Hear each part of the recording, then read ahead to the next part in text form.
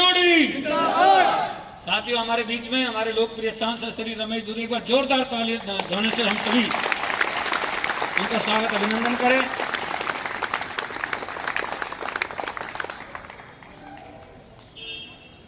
हम कई बार मौसम की खराबी के कारण डिस्टर्ब होते रहे। मैं सीधे मंच और माइक और हम सभी की जो इंतजार की घड़ियां थी वो समाप्त हुई। साथियों, आज की जो बैठक मैंने आप सभी की जानकारी में दी थी कि हमारे लोकप्रिय सांसद श्री रमेश बिदुर जी की एक इच्छा कि अपने क्षेत्र के सभी नौजवान युवा साथियों के साथ मिला जाए और मिलकर के उन्हें एक सेफ्टी किट के रूप में मास्क और सैनिटाइजेशन देते हुए, जैसे परमपिता परमात्मा ने अब तक आपको और आपके परिजनों को इस महामारी से बचा के रखा हुआ है, आने वाले भविष्य में भी इसी प्रकार प्रभु आप और आपके परिवार पर एक कृपा बनाए रखे। जिस प्रकार से आपने सावधानी रखते हुए इस क्षेत्र को, अपने घर को, परिवार के, मोहल्ले को बचा करके रखा हुआ है, उसी प्रकार की सावधानी आप भविष्य में भी रखें कि कोरोना से जो लड़ाई एक दिन एक माह की नहीं है, हमें और लंबे समय तक हो सकता है इससे संघर्ष करना पड़े। आज मोदी जी की सरकार के 2 वर्ष हो गए हैं। मोदी जी 2 सरकार के 1 वर्ष पूरा हो गया है। उसके लिए भी हम बहुत जोरदार तालियों से बधाई देते हैं मोदी जी को, सांसद रमेश बिदुर जी को, क्योंकि उनके द्वारा इस 2 सरकार में जो ऐतिहासिक फैसले हुए हैं, चाहे वो राम मंदिर का फैसला हो, धारा 370-35A का फैसला हो, चाहे वो ट्रिपल तलाक का फैसला हो, और कोरोना संकट में किस प्रकार से सूझबूझ का मोदी जी ने परिचय दिया हो, अनेकों उदाहरण हमारे पास मात्र 1 वर्ष के ऐतिहासिक फैसले और उन फैसलों के साथ साथ आज भारत की जो तस्वीर और दशा और दिशा विश्व के अंदर है, हम सभी के लिए बहुत प्रेरणादायी है। का मार्गदर्शन करें। भारत माता की, भारत माता की। अभी आप सबको संबोधित कर रहे थे दिल्ली प्रदेश के सेक्रेटरी विक्रम जी, पूर्व निगम पार्षद राजपाल जी, बहन संजू जी जो हमारी निगम पार्षद है, दीपक जैन जो हमारा निगम पार्षद है संगम बिहार से, और इस जिले की प्रमुखता के रूप में इस कोरोना वायरस बीमारी में जिले में जो फूड सप्लाई, सैनिटाइजर्स उसके प्रमुख के रूप में काम देख रहे हैं। मैं आप सबका आभारी भी हूं, इतनी भारी संख्या में आप सब लोग आए ऐसे टाइम में कि कोरोना वायरस में ज़्यादा घर से निकलने में, आने में, जाने में परिवार को भी टेंशन होती है और अपने आप को भी होती है। लेकिन 16 साल से लेकर और 20, 22, 24, 25 साल तक के नौजवान, वो एक बार मिलना हो जाए उनसे, और एक कोरोना वायरस बीमारी जो है इसके बारे में वो भली प्रकार से जानते हैं, लेकिन बीमारी के बारे में तो जानते हैं, लेकिन अपने जीवन के बारे में, ये जो 16, 17, 18, 19, 20 साल की उम्र होती है, टीनेजर्स जिसको बोलते हैं, इसमें इस एज के बच्चों को कोई निर्णय, कोई कदम उठाना, हमारे जीवन के लिए कोई भूल, छोटी मोटी गलती एक बड़ा घातक भी परिणाम देने वाला घटना हो सकती है, ये जानकारी नहीं होती है। टीनेजर्स बच्चे के पास मेरे किस कार्य को करने से कितनी बड़ी क्षति हो सकती है, कितना नुकसान हो सकता है, कितना खामियाजा उठाना पड़ सकता है, इससे वो अनभिज्ञ रहता है। तो उसके लिए आवश्यक था कि उन सबसे एक बार मिला जाए कि अपने क्षेत्र में जो बच्चे हैं उनसे क्यों ना संवाद किया जाए, चर्चा की जाए। इसलिए मैंने आपको कष्ट दिया और आप सब लोग, भाई रमेश सिसोदिया हमारा मंडल अध्यक्ष, हांडा हमारा कमल, पंकज युवा मोर्चा का अध्यक्ष, आप सब लोगों ने जो मेहनत की है उसके लिए मैं आपका आभारी भी हूं। विशेष रूप से बच्चों का मैं आभारी हूं और परिवारों का जिन्होंने सबको यहां पर भेजा है, क्योंकि जैसे मैंने कहा 16, 18 साल, 20 साल का जो बच्चा है वो अनभिज्ञ रहता है। अपने जीवन की छोटी मोटी भूल और घटनाओं के कारण कितना बड़ा नुकसान हो सकता है उसके बारे में। ये कोरोना वायरस बीमारी हमारे शरीर से उत्पन्न होने वाली बीमारी नहीं है। ठंडा पानी पी लिया, पसीना आ रहे थे, जुकाम हो जाता है, काम ज्यादा मेहनत की, किसी दिन पसीने में नहा लिए, बुखार चढ़ जाता है, कुछ खट्टा खा लिया गले में खराश हो गई, खांसी हो जाती है। ये बीमारी जो होती है हमारे शरीर में से ही उत्पन्न होती है, कोई ना कोई बैक्टीरिया शरीर में चला जाता है। लेकिन कोरोना वायरस ये जानवर से उत्पन्न हुआ है या केमिकल से हुआ है, अभी तक यही पता नहीं है किसी को। इसलिए इसका कोई वैक्सीन, कोई दवाई नहीं बनी है। तो दवाई नहीं बनी तो इसका कोई इलाज नहीं है। इलाज नहीं है तो ये बीमारी भगवान भरोसे पे छोड़ दी गई। किसको परमात्मा बख्शेगा और किसको इस बीमारी की चपेट में ले लेगा। तो ये बीमारी हमारे शरीर से अगर उत्पन्न नहीं होती है, हमारे अगर परिवार में या हमारे शरीर में या किसी हमारे मित्र मंडली नियरेस्ट डियरेस्ट के पास आती है, तो हमारी शरीर की वजह से नहीं आती है। हम इसको कहीं से परोस के लाते हैं, कैरी करके लाते हैं। तो ये कैरी करके ना लाई जाए अपने घर में, इसकी कुछ सावधानियां हमने बरतनी आवश्यक है। वो सावधानी अगर हम सावधानियों का ध्यान रखेंगे तो निश्चित रूप से इस बीमारी से बचे रहेंगे, परिवार को भी बचाकर रखेंगे। और ये जो 16, 17, 18, 20 साल के बच्चे हैं, माँ बाप ज्यादातर इन्हीं बच्चों को काम के लिए भेजते हैं। जा बेटा केमिस्ट के क्लास से दवाई लिया, जाओ जनरल स्टोर से साबुन ले आओ, ये शैम्पू ले आओ, ये चीनी ले आओ, सब्जी वाले से थोड़ी सब्जी हो तो आज दाल ले आओ। ये जो काम, घरेलू काम होते हैं, ये भी इसी आयु के बच्चों को माँ बाप सौंपते हैं। जो 24-25 साल तक के बच्चे होते हैं उन्हीं को दे देते हैं। उनका भी थोड़ा सा शौक रहता है बच्चों का ज्यादातर कि घर वाले काम बताएंगे तो दुकान थोड़ी दूर है, नजदीक वाली के पास तो सामान नहीं मिले, स्कूटर भी मिल जाएगा किक मार के बाहर जाने के लिए। तो ये भी एक थोड़ी लालसा होती है बच्चे के अंदर कि घर की उस भौतिक चीज का उपयोग करने के स्वार्थ में, लालच में, आनंद फानंद में भाग लेता है, भाग चलता है वो। तो ये बीमारी हम सब इससे बचे रहें, परिवार को बचाकर रखें, ये दायित्व हम निभाएं। एक और संकल्प हम यहां से लेकर जाएं कि हम सब लोग अपने मामा के यहाँ, अपनी बुआ के यहाँ, अपनी मौसी के यहाँ, अपने भाई की ससुराल, अपनी बहन की ससुराल, हमारे चाचा के लड़के की, ताऊ के लड़के की ससुराल, उनको भी जरूर फोन करें। ये संकल्प ले सकते हैं क्या हम यहां से? ले सकते हैं ना? हम सब लोग फोन जरूर करेंगे रिश्तेदारों को। ऐसा नहीं है कि उनको इस बीमारी के बारे में जानकारी नहीं है या वो अनभिज्ञ, उनको जानते नहीं है, उनको भी जानकारी होगी।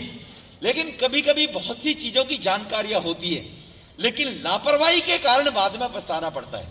आप अगर टेलीफोन करेंगे कि मामा जी या फूफा जी, जीजा जी, कोई भी रिश्ते में है, मौसी जी, घर से हमारे परिवार का कोई सदस्य घर में आए, आने के बाद घर में घुसने से पहले सबसे पहले अपने हाथ साबुन से धोए। कहीं किसी दीवार पे हाथ लगा दिया, गेट की कुंडी पे हाथ लगा दिया, वहां उसको कोई पहले छू कर गया हो जो कोरोना संक्रमित हो, तो इसीलिए उसको हम अपने हाथ से लपेट कर ला सकते हैं। ये बीमारी हमारे कपड़ों पे 3-4 घंटे रहती है। लोहे की, आयरन की, जो स्टील की चीजें, उस पर 8 घंटे तक ये संक्रमण चिपके हुए रहते हैं, मरते नहीं है। तो हम साबुन से हाथ धोएंगे तो मर जाते हैं। तो इसीलिए सावधानी अपने घर में जब भी घुसे, इस सावधानी का जरूर ध्यान रखें। उनको अगर ये बताएंगे हम, रिश्तेदारों को भी फोन करके। दूसरा, हम जीवन में कहीं सड़क के ऊपर जाएं, मार्केट में जाएं, कहीं भी जाएं, हम सोशल डिस्टेंसिंग बनाकर रखें। हम कभी कभी ओवर कॉन्फिडेंट हो जाते हैं, अरे क्या हो रहा है यार, कुछ हो, मेरे को क्या हो रहा है। हम आपस में कहीं भीड़ लग रही है, दुकान पे लग रही है, तो हम दूर रहें। कोई नहीं मान रहे, भाड़ में जाए। हम सोशल डिस्टेंस का पालन ज्यादातर, एक दूसरे के प्रति मित्रवत भी, दोस्त में भी कहीं भी रहें तो दूर से ही बात करें। ये मैं एक निवेदन आप सब लोगों से करने के लिए आया हूं। ये सारी बातें उनको भी आपने बतानी है, रिश्तेदारों को। 2 लाभ होंगे, आप बताएंगे, उन परिवार को अच्छा लगेगा, आपके पिताजी माताजी का मान बढ़ेगा। कितने संस्कारित बच्चे हैं, देखो ये हमें बता रहे हैं, हमारे बच्चों को तो आग में फूंकते हैं, इनको तो पता ही ना कुछ भी, ये कहेंगे वो तुरंत। और आपके परिवार का मान सम्मान बढ़ेगा, आपका भी समाज में सोशल स्तर बढ़ेगा कि कितने समझदार बच्चे हैं, देखो। और कभी कभी बच्चा कोई बात कहता है तो पेरेंट्स उसको मानने को तैयार हो जाते हैं। फिर हाँ, लापरवाही तो कर रहे हैं, बच्चे ने ठीक याद दिला दिया, अच्छा बेटे आगे से ध्यान रखेंगे। तो ये हम कहीं ना कहीं अपने रिश्तेदार, डियरेस्ट लोगों को इस बीमारी से बचाने में सफलता प्राप्त कर सकते हैं। क्योंकि दिल्ली का जो मुख्यमंत्री है उससे हम उम्मीद नहीं कर सकते। ये मैं राजनीति द्वेष के कारण नहीं कह रहा हूं, वो व्यक्ति संवेदनहीन व्यक्ति है। उसकी संवेदनहीन व्यक्ति का उदाहरण आप सबने ज्यादातर ने सुना और देखा होगा। वो जब राजनीति में आया था, सत्ता के लिए वो कितना भी गिर सकता है, ये उसका आपको शायद परिचय नहीं है। केवल बिजली के 2 यूनिट फ्री कर दिए या बस में फ्री राइडिंग दे दी इसलिए अच्छा आदमी हो गया, ऐसा नहीं है। वो सत्ता के लिए किसी का भी सगा नहीं है। जब राजनीति में आया, एक पत्रकार ने कहा कि तुम्हारे इतने विधायक नहीं जीते अगर तो क्या आप कांग्रेस के साथ सरकार मिलकर बनाओगे? तो वही वो व्यक्ति था जिसने कहा मेरे 2 बच्चों की कसम, कभी कांग्रेस का समर्थन न लूंगा न दूंगा। और उसके 6 महीने बाद कांग्रेस के समर्थन से सरकार बना ली थी उसने। और इसी पिछले चुनाव में कह रहा था शीला जी गठबंधन कर लो, गठबंधन कर, गिड़गिड़ा रहा था कांग्रेस के सामने। तो जो अपनी संवेदनशीलता अपने बच्चों तक भी स्थापित नहीं रख पाया, सत्ता के लिए इतना गिर गया, वो दिल्ली के 2 करोड़ लोगों का क्या हो जाएगा भैया? कभी नहीं हो सकता। उसके इमोशंस है ही नहीं गरीबों के प्रति। अगर गरीबों के प्रति इमोशन होते तो एक अस्पताल में तो उसके मंत्री कोई ना कोई जाकर दौरा करते। एक फूड एंड सिविल सप्लाई की दुकान पे तो देखते राशन की दुकानों पर कितनी भीड़ हो रही है। एक किचन को तो चेक करते खाना बढ़िया बन रहा नहीं बन रहा है। 2.5 महीने में घर से नहीं निकले वो। मैं इस बात को टीवी डिबेट में, चिट्ठियों में दोहरा रहा हूं तो नौटंकी कर ली परसों। क्वारंटाइन आइसोलेशन में चले गए हैं, चेकिंग की जा रही है। मैंने एक टीवी में कहा, एबीपी न्यूज में मैंने कहा था, मैंने कहा कहना नहीं चाहिए पर ये इसकी नौटंकी है, अभी लिख लो नेगेटिव आएगा इसको कोई कोरोना वायरस नहीं। ऐप्स जारी कर दिए, मैंने लिंक जारी कर दिए। वो ऐप्स इसलिए जारी कर रहा है जैसे कि उसने ड्रामा किया कि मैंने एजुकेशन में बहुत काम कर दिया। 1 लाख बच्चे पिछले रिजल्ट में सरकारी स्कूलों में फेल हुए थे इसके मुख्यमंत्री बनते वक्त। 2.5 लाख बच्चे सरकारी स्कूलों में कम हो गए। आबादी बढ़ रही है लेकिन स्कूलों में बच्चे कम हो गए थे। और इसे कहता मैंने स्कूलों में बहुत बढ़िया काम कर दिए। और ये तारीफ कौन कर रहे थे? क्योंकि इसने बार बार टीवी में एड में एजुकेशन स्कूल। तो जिनके बच्चे सरकारी स्कूलों में नहीं पढ़ते थे वो भी हमें कहीं मिलते थे, कहते थे यार देखो कुछ भी है एजुकेशन में तो बहुत काम किया इसने। मैंने कहा तुम्हारे बच्चे पढ़ते हैं क्या? लेकिन मेरे तो नहीं पढ़ते। तुझे मामा कैसे पता है? फिर लोग कहते हैं जी। तो मैं लाया मीडिया वालों को रेलवे कॉलोनी के स्कूलों की मैं हालत दिखाई थी, मैंने टीवी में बड़ा चला था वो। तो अब उसने क्या नौटंकी की, मैंने ऐप जारी कर दिया है 1071 नंबर पे आप 31 नंबर पे मिलाइए, क्योंकि दिल्ली की आबादी 102 करोड़ है। सोचा होगा ज्यादा 50,000 मर जाएंगे, लाख मर जाएंगे, लेकिन किसी के घर का चिराग बुझ जाएगा, ये संवेदनशीलता नहीं सोची उसने सोचा मैं नौटंकी टीवी पर करता रहूं। 150 करोड़ रुपया टीवी चैनलों को दे दिया 1.5 महीने में। 150 करोड़ रिकॉर्डेड कह रहा हूं, मुकदमा कर दे मेरे खिलाफ अगर मैं झूठ बोल रहा हूं तो। आंकड़ों के आधार पर कह रहा हूं, सैद्धांतिक रूप से कह रहा हूं। 150 करोड़ रुपया दे दिया कि टीवी में दिखाता रहूंगा, लाख एक आदमी मर भी जाएगा, क्या फर्क पड़ रहा है ये सोचकर। कम से कम 2 करोड़ लोग जो टीवी में देख रहे हैं वो तो अस्पताल के गेट पे जा नहीं रहे हैं। वो तो कहेंगे भाई केजरीवाल ने बड़ा काम कराया था, ऐप जारी कर दिया था, तुरंत दाखिल करा दिए थे। अब जो बीमार नहीं होंगे उनको बेचारों को क्या पता दाखिल हो रहे नहीं हो रहे। अस्पतालों में बेड नहीं मिल रहे लोगों को। 7 अप्रैल को वो देता है स्टेटमेंट कि हमारे पास 8,000 बेड तैयार हैं। 7 अप्रैल को 8 अप्रैल को वीडियो कॉन्फ्रेंसिंग पे हमसे बात की उसने। मैंने उसको सुझाव दिया, दिल्ली के 4 स्टेडियम हैं, अंबेडकर है, त्यागराज है कोटला में, छत्रसाल है यूनिवर्सिटी में, ताल कटोरा है करोल बाग के पास। इन 4 स्टेडियम में आप 20,000 बेड तैयार करवा दो, सोशल डिस्टेंस, वरना अमेरिका की तरह पछताना पड़ेगा। 8 अप्रैल को मैंने इसको बोला था। नहीं, अभी केंद्र से ये वो गोलबाजी करके कुछ नहीं किया इसने। 18 मई को स्टेटमेंट देता है हमारे पास 30,000 बेडों की तैयारी है, हमें चिंता करने की जरूरत नहीं है। 18 मई को। 20 मई को किसी ने पीआईएल लगा दिया हाईकोर्ट में कि अस्पतालों में बेड नहीं मिल रहे हैं। जिसने पीआईएल लगाई कोर्ट ने बुलाया, इसका वकील वहां पर एफिडेविट देता है सरकार का कि हमारे पास तो केवल 3800 बेड हैं, 2500 सरकारी अस्पतालों में और 1300 प्राइवेट अस्पतालों में। यह 20 मई का एफिडेविट है इसका हाईकोर्ट में, और कह रहा है 18 को 30,000 बेड की मेरी पे तैयारी पूरी है। फिर उसके बाद 28 मई को कहता है हमारे पास 10,000 बेड तैयार हैं, 4200 खाली पड़े, आज भी कह रहा 4200 बेड खाली हैं, और लोग भटक रहे हैं, उनको दाखिला नहीं मिल रहा अस्पतालों में।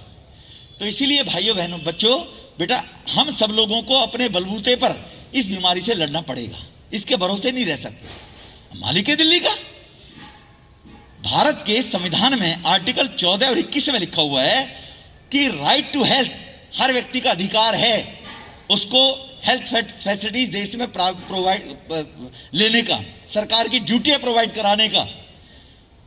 और कह दिया मैं दिल्ली के अस्पतालों में बाहर के लोगों को दाखिल नहीं करूंगा। कानूनन वो कर नहीं सकता, कोर्ट मना कर देगा तो मैं कह दूंगा देखो कोर्ट ने मना कर दिया। हाई कोर्ट ने वही काम किया। कोई व्यक्ति गुरु तेग बहादुर अस्पताल में एडमिट नहीं हुआ, वो हाई कोर्ट पहुंच गए। हाई कोर्ट ने रूलिंग दिखा के झाड़ लगाई और कह दिया अभी दाखिल करिए इस बच्चे को, इस व्यक्ति को। और हाई कोर्ट ने उस ऑर्डर के खिलाफ स्ट्रक्चर पास कर दिया। एलजी हेड है उसका एडमिनिस्ट्रेशन का, एलजी को हाई कोर्ट को जवाब देना पड़ा। नहीं, डिजास्टर मैनेजमेंट कमेटी का वो चेयरमैन है, कमेटी ने निर्णय लिया है, ऐसा देश में हो नहीं सकता है कोई भी व्यक्ति किसी भी देश का कहीं भी। जबकि भारत दिल्ली की अस्पतालों में बाहर के 10% लोग भी नहीं है। मैं बार बार चिट्ठी लिखी है मैंने कि बताइए आप पर्दे पे, बताइए स्क्रीन पे, टीवी के पे कि बाहर के कितने लोग दिल्ली के अस्पतालों में, 10% भी नहीं है। लेकिन 2 महीने तक कोई तैयारी नहीं की है भैया।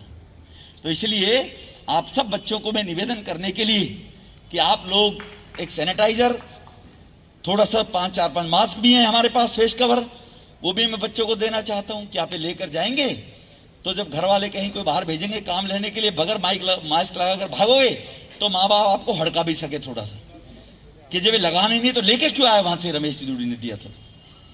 तो इसीलिए वो बच्चे आए हैं, तो इसलिए स्वास्थ्य को ध्यान में रखते हुए इन चीजों का हमें पालन करना है। और पालन करते हुए सोशल डिस्टेंसिंग 2 महीने तक हमने इसका निर्वाह करना है। ये मेरी हाथ जोड़कर विनती है सभी बच्चों भाइयों से, है ना। 2 महीने तक जब कोई परिवार में बीमार होता है तो परिवार की स्थिति कैसी होती है हम उसका अंदाजा नहीं लगा सकते। हम माँ बाप से पूछे, उनको उसका अंदाजा होता है, हम बच्चे हैं, उस दर्द को हम नहीं समझ पाते हैं। तो ये ध्यान रखना आप सबने, यही निवेदन करने के लिए मैं आया हूं।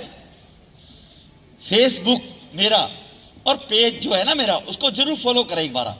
उसमें मोदी साहब क्या कर रहे हैं, हम क्या कर रहे हैं, उसमें हम डालते हैं, आपको जानकारी मिलती भी रहेगी।